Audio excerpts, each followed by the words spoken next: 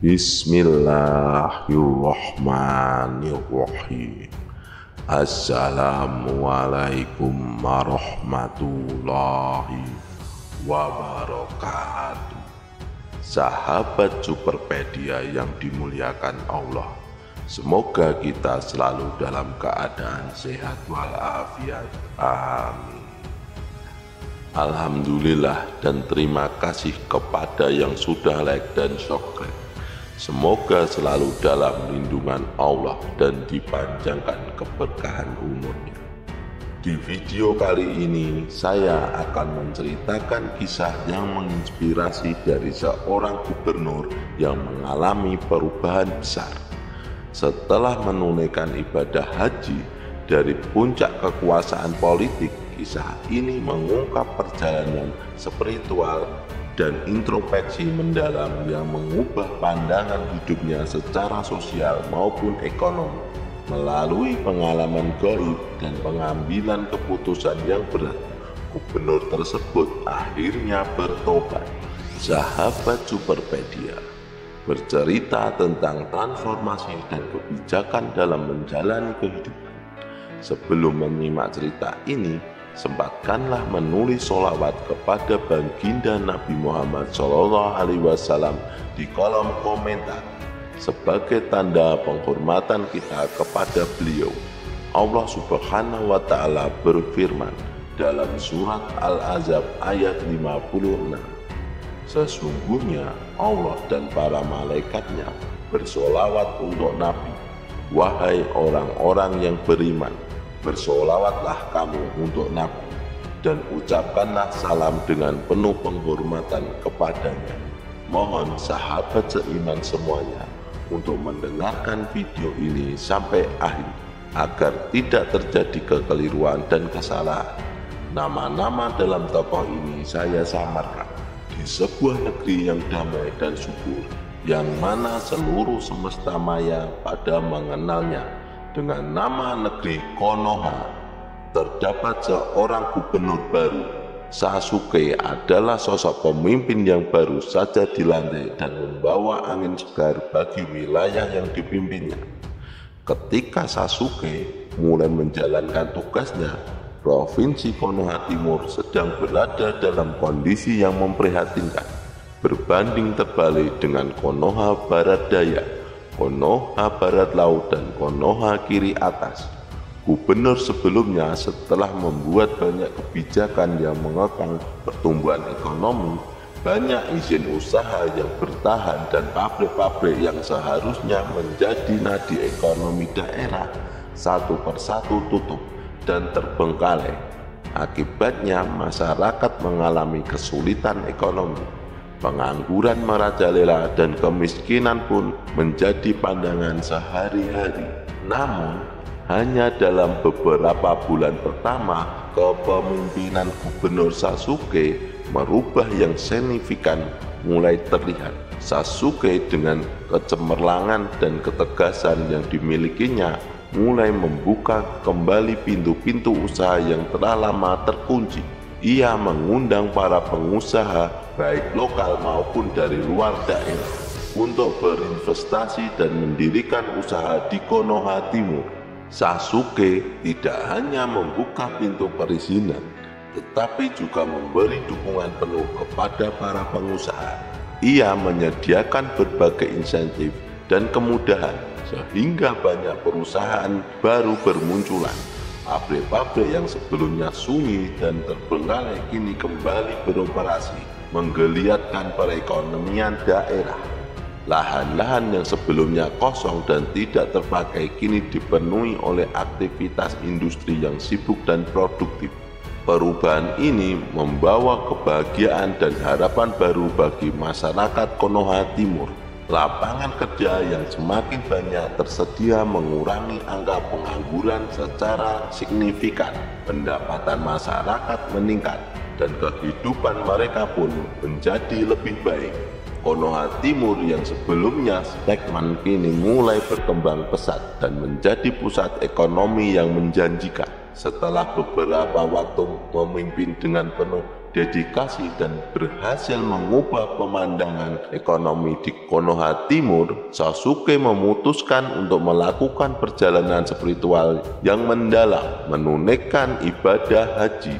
Wilayah Konoha Timur yang dipimpin kaya akan nilai-nilai agama dengan banyak sekolah dan perusahaan yang bernafaskan Islami. Meskipun telah mencapai banyak kesuksesan dalam bidang politik dan ekonomi, Sasuke merasa sebuah panggilan batin untuk menunjukkan sisi religiusnya yang sejati. Meskipun memiliki jabatan yang tinggi, Sasuke tetap merasa malu jika tidak menunaikan ibadah haji yang menjadi rukun Islam. Lagi pula, Sasuke memanfaatkan hak istimewanya sebagai penjabat untuk menunaikan haji tanpa harus menunggu antrian puluhan tahun, seperti yang biasa dialami banyak umat Islam di seluruh dunia. Negara Konoha juga memiliki hubungan yang erat dengan kerajaan Saudi, sehingga proses keberangkatan Sasuke menjadi lebih lancar dan mudah. Dengan hati yang penuh syukur dan rasa rendah diri yang mendalam, Sasuke berangkat meninggalkan tanah airnya untuk menapaki tanah suci Mekah. Perjalanan Sasuke menuju Mekah dan Madinah tidak hanya sekedar sebuah ritual, tetapi merupakan titik balik spiritual dalam hidupnya. Ia merenungkan banyak hal, memperbaiki diri dan memohon ampunan serta petunjuk dari Yang Maha Kuasa. Saat berada di Mekah, Sasuke merasa keajaiban yang tak terlukiskan. Ia menyaksikan jutaan umat Islam dari berbagai belahan dunia bersatu dalam satu tujuan, mencari ridho Allah, melakukan tawaf di sekitar Ka'bah, mengunjungi Jabal Rahmah di Arafah, dan melempari jumrah di Mina menjadi momen-momen yang penuh makna baginya. Namun pengalaman spiritualnya tidak hanya berhenti pada ibadah yang dilakukan di tanah suci. Ada serangkaian kejadian aneh dan supranatural yang dialaminya, yang meningkatkan jejak mendalam dalam dirinya. Pada suatu malam di Mina, tempat di mana para jamaah haji menginap untuk melaksanakan rangkaian ibadah, Sasuke terbangun dalam keadaan yang mencekam. Ia merasa sensasi tercekik seolah-olah ada kekuatan tak terlihat yang menghukumnya. Nafasnya terasa berat dan dadanya sesak, seperti ada beban berat yang menghimpit. Sasuke berusaha keras untuk melepaskan diri dari cengkraman tak terlihat itu. Berdoa dalam hatinya agar Allah Subhanahu wa Ta'ala segera menolongnya. Kejadian ini membuat Sasuke sangat terguncang. Ia tidak dapat menjelaskan apa yang sebenarnya terjadi, namun perasaan takut dan cemas menyelimuti hatinya. Setiap kali ia berdoa, hatinya dipenuhi rasa bersalah yang begitu mendalam.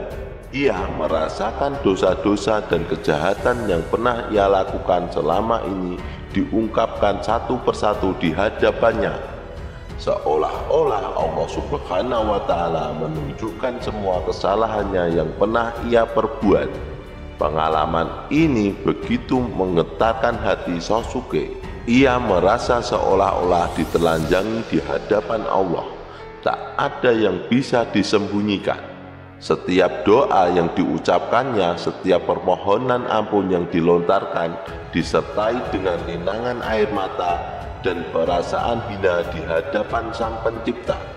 Rasa bersalah itu menggerogoti jiwanya, membuat merasa sangat kecil dan tak berarti di hadapan kebesaran Allah Subhanahu wa Ta'ala.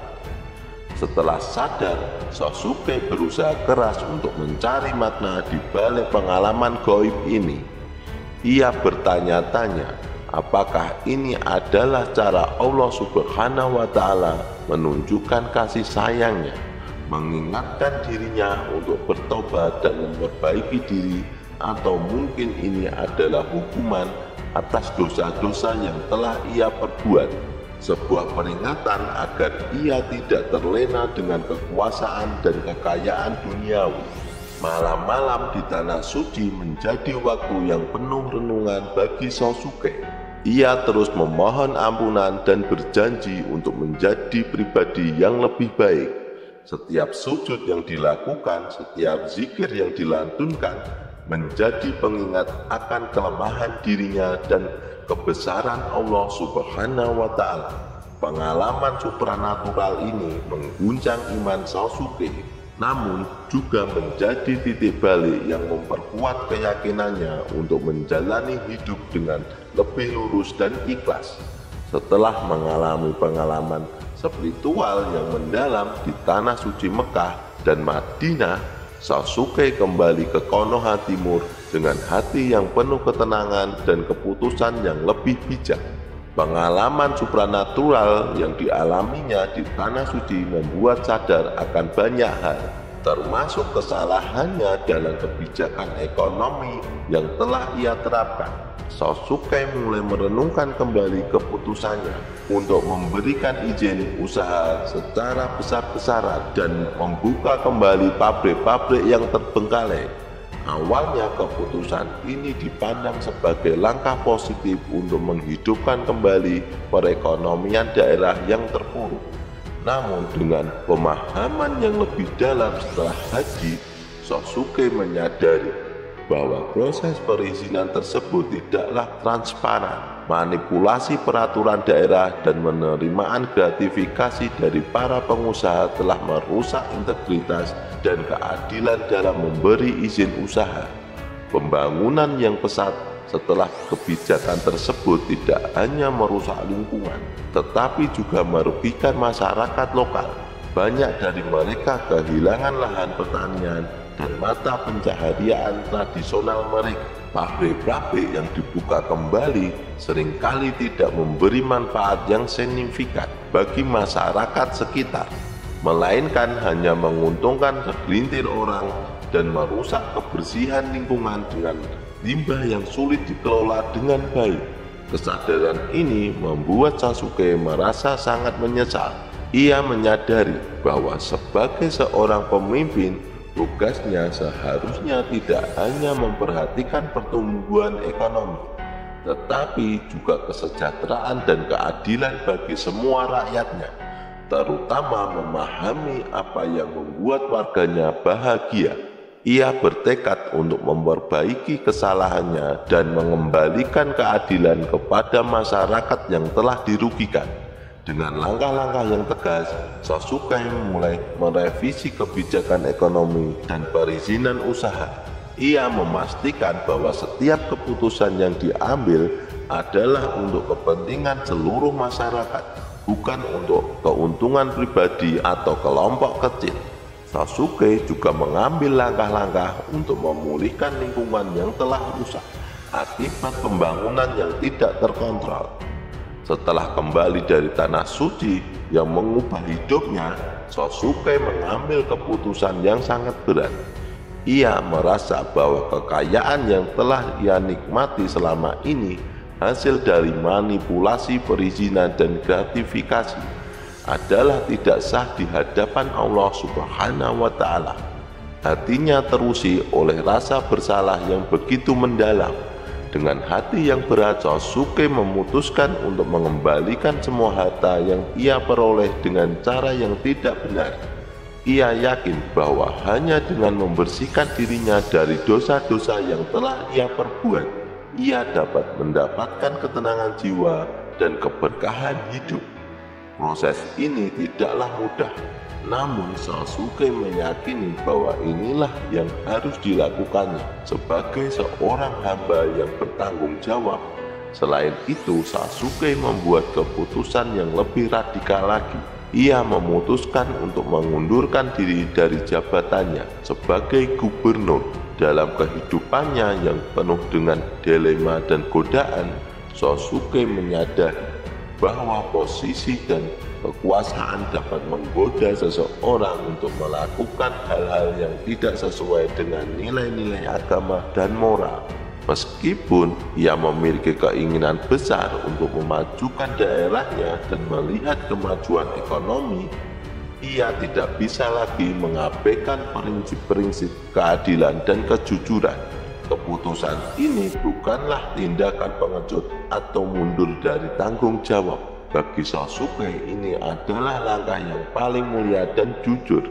Ia ingin menunjukkan kepada dirinya sendiri, kepada Allah Subhanahu wa Ta'ala, dan kepada masyarakat bahwa integritas dan kebenaran nilainya lebih tinggi dari segalanya.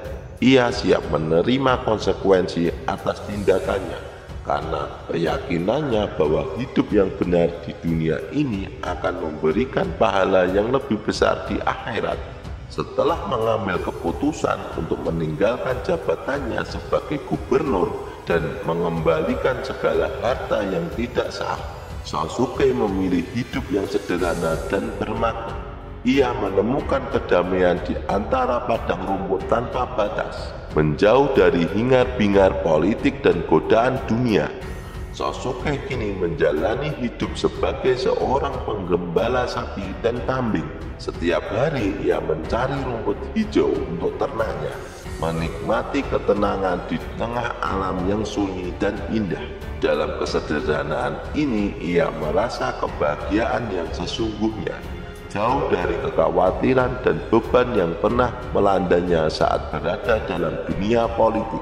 Dengan tangan yang kasar tetapi hati yang tenang, Sasuke merawat ternaknya dengan penuh keikhlasan. Ia tidak lagi terjerat dalam pertarungan kekuasaan atau tekanan politik yang melenggunya. Sebagai pengembala, ia belajar untuk menghargai kehidupan yang sederhana, mengabdi kepada makhluk Allah Subhanahu wa Ta'ala dengan penuh cinta dan rasa tanggung jawab.